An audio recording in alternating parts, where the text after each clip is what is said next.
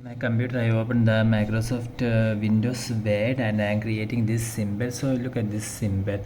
I can see this is a multiplication sign in the left half circle. So this is the you can see this there is a multiplication sign on the, and you can see this is a half circle with a multiplication sign. So this video we discuss how to create this symbol using keyboard shortcut in your Windows computer.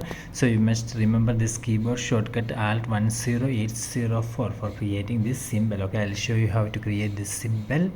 So after opening the Microsoft Word, then you can simply create this symbol here. For doing this, you must go to your computer keyboard and you can see this is the number lock. You must press the number lock. Now we have enabled the number lock. Now you can see Alt key on the left side of the space bar. Okay, you must press and hold this Alt key. Do not remove your finger from this Alt key.